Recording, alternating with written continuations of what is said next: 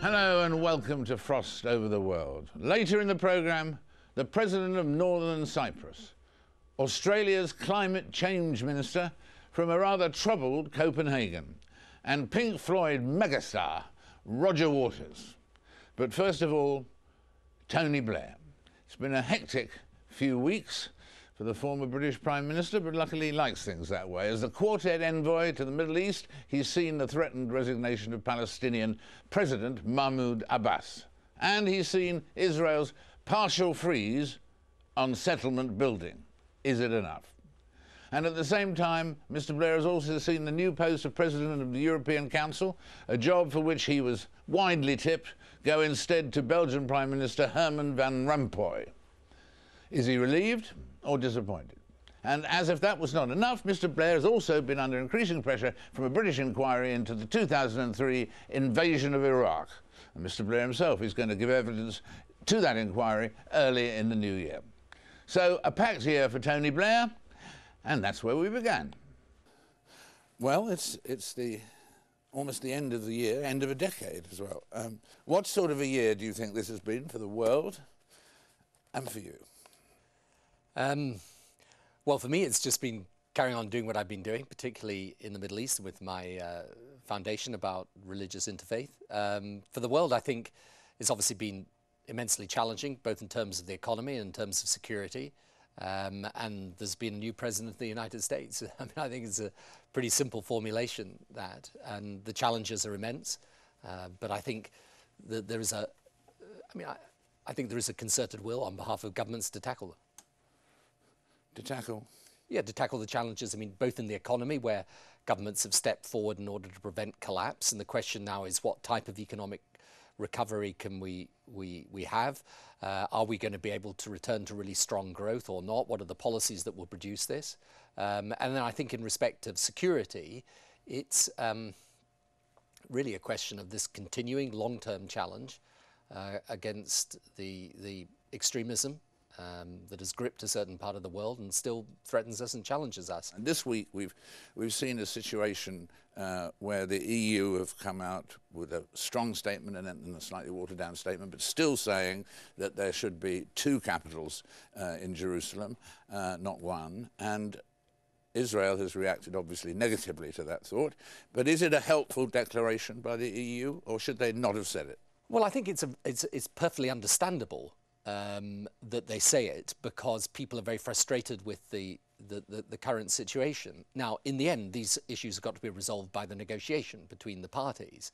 And the issue of Jerusalem is obviously one issue that will be right at the centre of that negotiation. But I think what people have at the moment is a deep sense of frustration about the process, and they're trying to work out how we overcome it. Now, in the end, this won't be determined by statements, whether from Europe, America, or anybody else.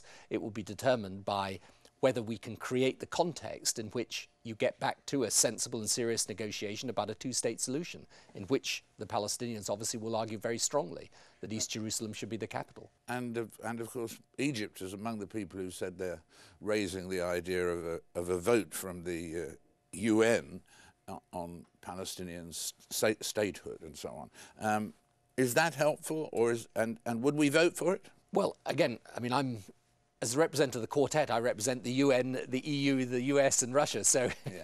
You know, it can be a little difficult to work all those positions together in the same place. But I think, again, really, the issue of whether you take this to the Security Council, whether there are unilateral declarations of statehood, they're all expressions of the same thing, which is a sense that people have that at the present time, there isn't an ongoing negotiation between the Israelis and the Palestinians. People want that to happen. Both Israelis and Palestinians want it to happen. The debate is over the credibility of the context within which that negotiation takes place. So in a sense, the issue at the moment is, can we create that sufficient credibility around the process that allows particularly the Palestinians right now to say, okay, we think this is a serious process leading to a Palestinian state and we'll be part of it. And in terms of Mr. Netanyahu's 10-month freeze, though that doesn't in fact include East Jerusalem or the 3,000 buildings in process. Is that enough? I mean, Mahmoud Abbas says it's not enough. Is it enough? Look, so far as the international community is concerned, we go back to the roadmap, and the obligations there are for a complete and total freeze. What happens in this situation to do with settlements is that the Israeli position is never really going to be compatible in a sense with where the Palestinians want to be. My view of this is that the sensible way of resolving this is the sooner you get into a credible negotiation where you can decide the territory of the Palestinian state, the easier then it is to deal with the settlement question, because the question of, for example, land swaps or which settlements then are taken away, that will be resolved by the negotiations. Now, Mahmoud Abbas has said he won't stand again. Is that a negotiating point, do you think? Would he be missed in these negotiations you're talking about, or are there lots of replacements for him? He would be missed, I think, without any doubt at all.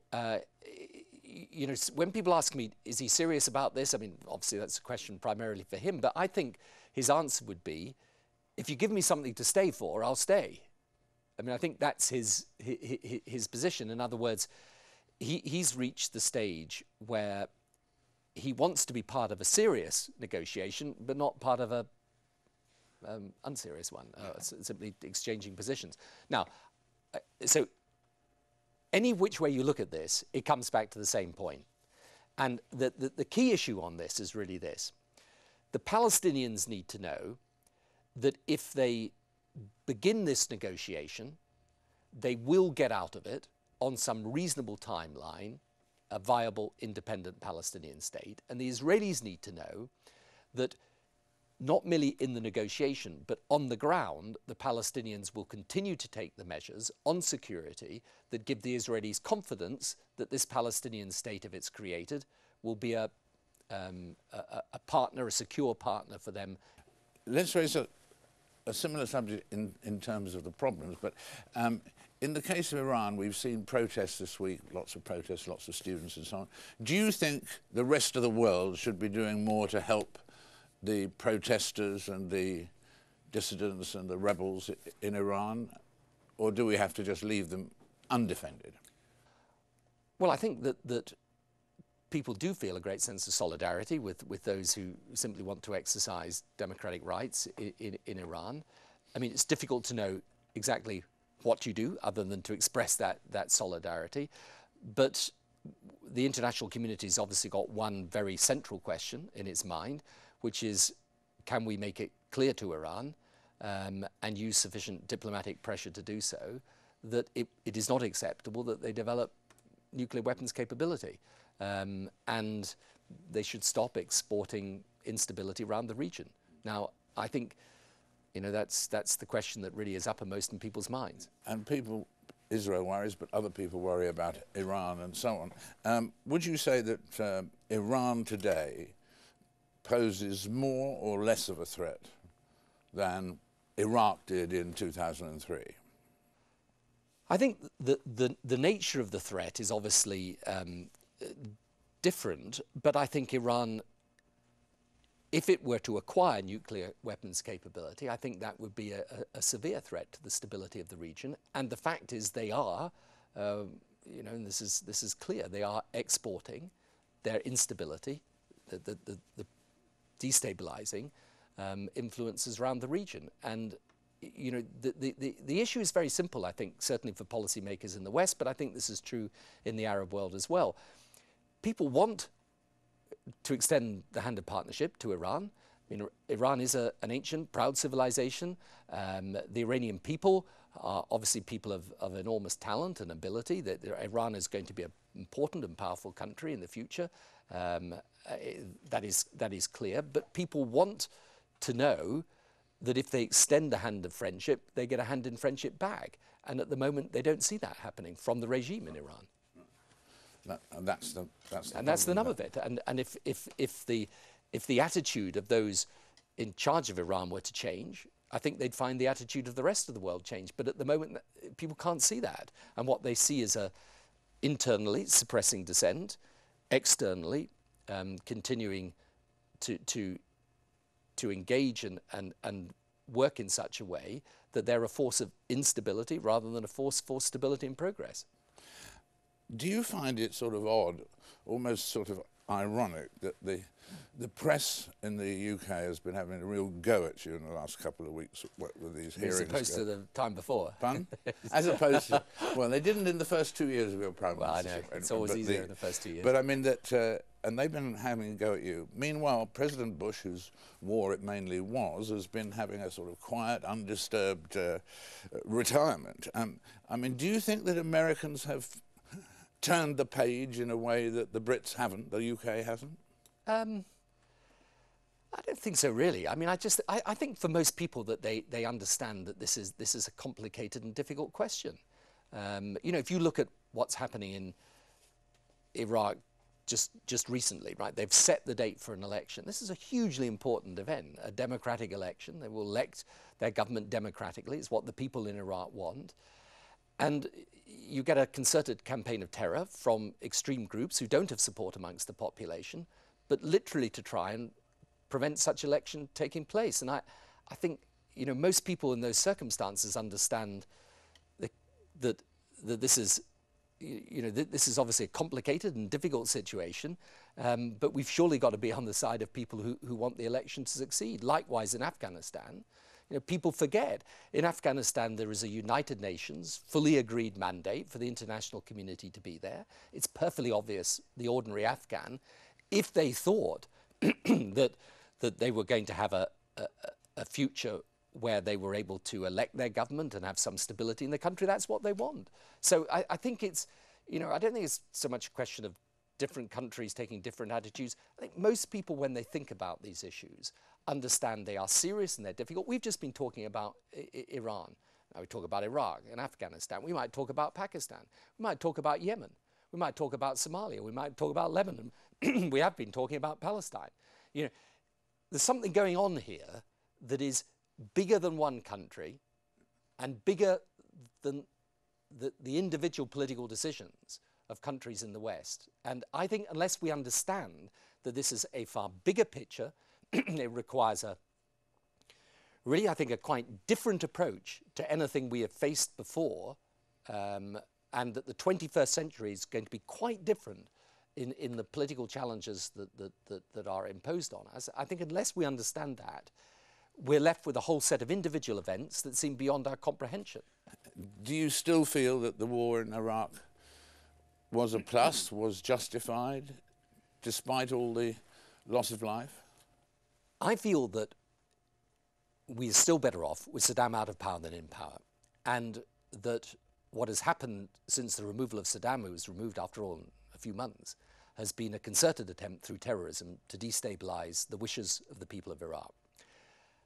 I think for everything else, as it were, I should wait. You know, there's an inquiry in the UK that's going on right now, and it's best that I give my evidence to them, frankly. So there are a whole series of questions that I will deal with, which I've dealt with many times, and I'll deal with again. But in answer to the question, do I believe we would be better off and have a more stable region if Saddam and his two sons were running Iraq today? No, I don't think so. And the fact that you've got a democratic election happening in Iraq is a huge thing, in my view, and very important for the future. Yes, you've said elsewhere that you don't want to talk about the issues that are in the inquiry until you're answering the inquiry's questions, right? Yeah, and it's just difficult for me to do so because then people accuse me of doing what, you know, I shouldn't be doing, and you know, since the inquiry covers everything, it covers everything. Yeah, it does cover everything, I suppose. But is there one thing you would just say in terms of what impression would you most like to dispel from what's happened so far? Let me deal with this in front of them. I mean, you asked me, which is a perfectly reasonable question, which I answer on many occasions, whether I still believe it was right to remove Saddam, and I've answered yes, as I have on many occasions. But I think for the rest of this, and for the issues to do with the decision, let me talk to them first. Yes, well, maybe we could do that part of the interview the day after you've testified. How about that? Well, it's always a possibility. Always a possibility. It's a very diplomatic, political phrase. Very diplomatic, political answer. But in terms of Europe, Were you disappointed by not becoming president of Europe? My attitude throughout was people kept saying to me, well, you should launch some great campaign to do this. And my attitude throughout was very, very simple. It would have been a great honour to do it, but I also love my new life, and you know, it's something that's only worth doing if people, in a sense, want you to do it. So in the end, you know, I wish the new president and Cathy Ashton, who's the a Blair discovery. Yeah, and I'm sure she'll do an excellent job, and I wish them well, and that's fine. And frankly, I get on with the rest of my life. Yeah, but I mean, in fact, the job turned out to be more of a chairman's job than a president's job. Well, I think you were too big for the job, people said. I don't know about that, but I think the most important thing, really, for Europe is to get a coherence in its decision making, and I'm sure he will do a good job in that. The focus, of course, being on Europe at the moment. Do you think it's possible, as people think, that Britain and France would give up their permanent seats at the Security Council so that the EU could have them? Or would that be over our dead bodies? All I know is if I was still the Prime Minister in the UK, it would be a pretty obvious answer to that question. I'm sure the President of France would give the same answer. No, I mean, look, you can argue this is a matter of theory, but I think the British and French position will remain. There is a case for expanding the Security Council, but I think both countries would find it hard to give their seat up. Yes, I think they probably will. Tell me something. What is your faith foundation? The basis of the faith foundation is very simple. My view is the 21st century will be a battle over cultural ideology rather than the 20th century, which was a battle over political ideology. I think these left-right issues are, you know, they still feature greatly in our politics in America, in the UK and Europe and so on, but I don't think they're really the issue today. What I think is the issue is, can you get people of different faiths and different cultures peacefully to coexist with each other in mutual respect? And the purpose of my foundation is to create the platforms within which we engage between the faiths in a constructive, coherent and effective way. So we have an academic program with Yale University and a group of universities we're building worldwide. We have a schools program, which is now in 12 countries, where we link up schools of different faiths as part of their religious education. A school, like the other day I was with a school in Bolton in England, a school in Delhi and a school in Palestine.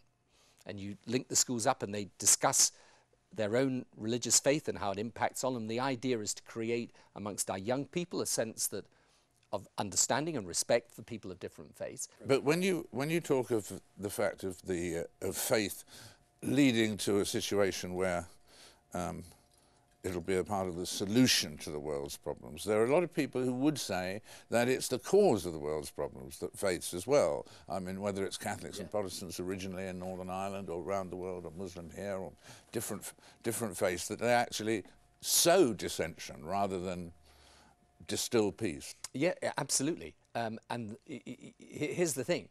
Religion could be a force for good or for bad.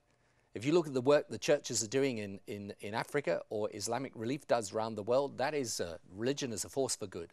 It motivates and inspires people to do wonderful things. But the extremism we've been talking about, which is based on a perversion of Islam, some of the extremism you see in Christianity or Judaism or Hinduism or even Buddhism, you can see religion as a force for bad. So the point of the foundation is to say, for good or ill, religion matters. You know, people who used to say a few years back in the West, oh, as people get better off, you know, religion will cease. It's not happening. Religious faith is here and is here to stay. You just take that referendum in Switzerland about the minarets. 4 minarets being banned, yes, by a referendum. I mean, unbelievable in a sense. But what does that indicate to you? It indicates that there is a force in this type of reaction to what is actually globalization, pushing people together of different faiths, that can then end up becoming very destructive and very negative. Now, do most sensible people in Switzerland think this is a good idea? I think probably not. But but nonetheless, they managed to get a referendum through. So what I'm saying is that, you know, you look at different parts of the world today, politics now, in terms of left-right, capitalism versus socialism, that happens within a far narrower set of parameters in most countries today. But this cultural or religious ideological question, I think, is the capacity to divide societies, produce conflict, and do it on a grand scale. And, you know, when we were talking about the extremism earlier, issues to do with Iran and Iraq and Afghanistan and so on, I mean, it's, you know, people keep saying to me, oh, you know, religion's really got nothing to do with it, it's all about politics. And I say, you cannot, I'm afraid, look at what's happening in these countries and say religion is irrelevant. And would you say that, Tony, that all your life you've been consistently a believer, or have you had crises of faith along the way? I think that there are very few people of faith who don't ever say that you consider or contemplate doubt, but no, I've found my faith has strengthened over the years rather than weakened. And you know, it's always difficult to analyze your own personal reasons for that, but I think that is true. And also, as you know, one of the things that, for example, for me working out in the Middle East, and there I am in the Holy Land, for me and for people of the Jewish and Muslim faiths, it's a very interesting place where to examine and ponder your own faith. If over Christmas some of your offspring, don't know which ones, but say to you, Dad, would you recommend that we choose a life in politics, go into politics if we want to? Would you say yes to that, or oh my God? Or possibly both. What I would say to anybody who wants to go into politics in the West today is it's a great thing to do, but two things you have to be aware of. First, do it only as a vocation and not as a profession. It's a calling. You've got to be... Vocation rather than vocation. Yeah. Yeah. Vocation, yes, with the occasional vocation. But, you know, do it only if you really, really, you know, it's deep within you, because otherwise it's not something to do lightly. It's not just a job. It is a calling. And the second thing I'd say to them is just, you've got to understand in modern politics and in the media environment in which people exist in modern politics today, 24 hours a day, 7 days a week, very pervasive. And now you've got not just the newspapers and the 24 hours TV, you've got the blogs and the this and the that and so on. It's a harsh environment. You know, you've got to grow a pretty thick skin pretty quickly if you want to survive in that world. So my answer would be, you know, yes and oh my God at the same time. It would be, yes, it's a great thing to do, but really believe in doing it and understand it isn't easy. And you've got plenty of years to come. You're, what, 56 now? Yeah, young, incredibly youthful. Are you doing all the things you ever want to do, or would you like one more big challenge or something? No, I'm actually really happy building what I'm building at the moment. I mean, I think the things that I do, whether in Israel and Palestine, interfaith, Africa, climate change, these are my four main areas of work. The things I'm fascinated by, I'm interested. And the great difference when you're out of office is that you can focus on these specifics and just devote your attention to a limited number of issues. And I love doing it. And any one of these, frankly, is a challenge that could last a lifetime.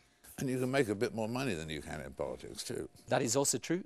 But it's in the end, I think the one is help to the other for me. I mean, it's you know, I probably spend most of my time doing the charitable stuff, but I actually have enjoyed doing business stuff as well, and I think, you know, that also helps you understand the modern world. And so, no, I'm very lucky in what I do, and I'm aware of the fact I'm very privileged to be able to do it. But when you say a big challenge as another office, who knows? But I think the things that I'm engaging on are big enough challenges in themselves. I still think there's managing Newcastle United is one possibility you mustn't forget. That would be that would fulfill a dream, but it's a dream that's likely to stay a dream. Tony, thank you very much indeed. Thank you. Our thanks to Tony Blair there. And after the break, another long-lasting star, a living legend, Pink Floyd's Roger Waters.